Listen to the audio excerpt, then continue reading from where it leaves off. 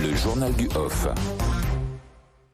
Pierrick Bonneau du service politique d'RMC. Bonjour Pierrick. Bonjour Alors, à tous. Les coulisses, oui, les téléphones chauffent en ce moment évidemment, et on dirait bien qu'Emmanuel Macron cherche des amis. Oui, des amis pour réussir à gouverner pendant 5 ans, c'est tout l'enjeu, vous l'avez compris. Et visiblement, le président va avoir du mal à compter sur les Républicains. Il n'est pas question ni de pacte, ni de coalition, ni quelque accord de quelque nature que ce soit. Et la position que je vous donne là est quasi unanime. On ne va pas se positionner par rapport à tel ou tel, mais au moins on peut se regarder devant une glace. Le patron des Républicains, Christian Jacob, qui sera le premier chef de parti à être reçu ce matin par le chef de l'État. On verra si Emmanuel Macron parvient à le faire changer d'avis, mais c'est mal parti, on l'a compris. Vu le niveau de défiance à l'égard du président, on ne va quand même pas se risquer à faire une alliance pour sauver le soldat Ryan, lâche un député LR réélu. On risquerait d'être remporté par une dissolution dans quelques mois.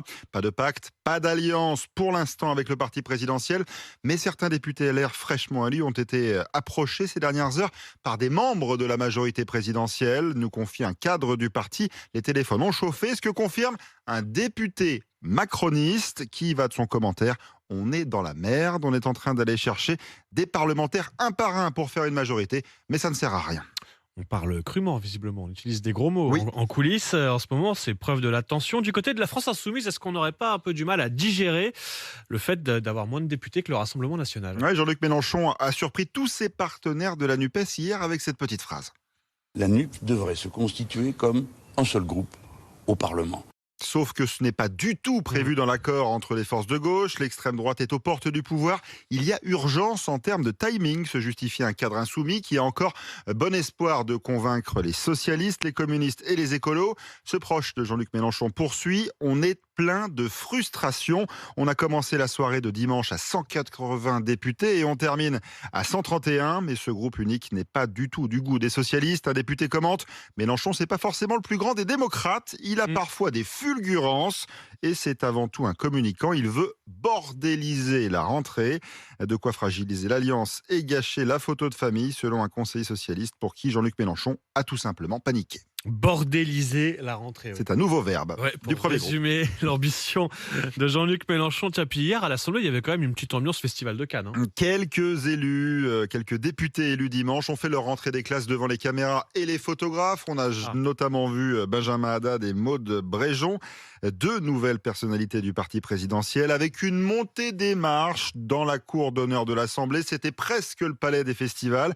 Alors il y a plusieurs écoles, ceux qui s'arrêtent pour dire un mot aux journalistes, ceux qui prennent simplement la pause devant les photographes. Et puis il y a cette fameuse mallette remise à chaque député. Elle est belle, elle est en cuir. J'espère qu'elle est made in France, mais je crois que oui. La cocarde, République française, l'écharpe tricolore.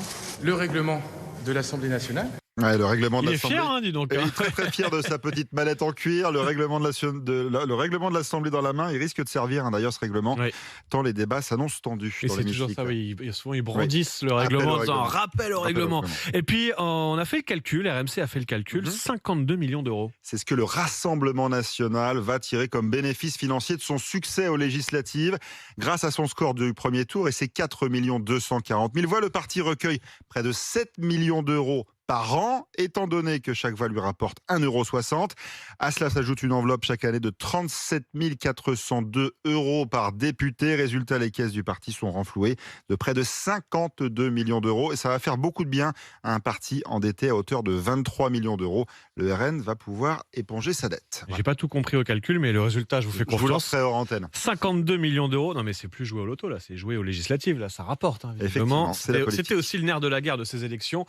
L'argent pour chaque parti, c'est à ce moment-là, au moment des législatives, que la dotation est calculée pour chaque parti. Merci Pierrick Bonneau pour ces infos en coulisses. On va continuer à suivre les tractations toute la journée aujourd'hui à l'Elysée. Et Pierrick, évidemment, aura un œil sur tout ça. Il nous racontera tout ça demain matin sur RMC Story à 8h41. C'est l'heure des meilleurs moments d'Apolline Matin.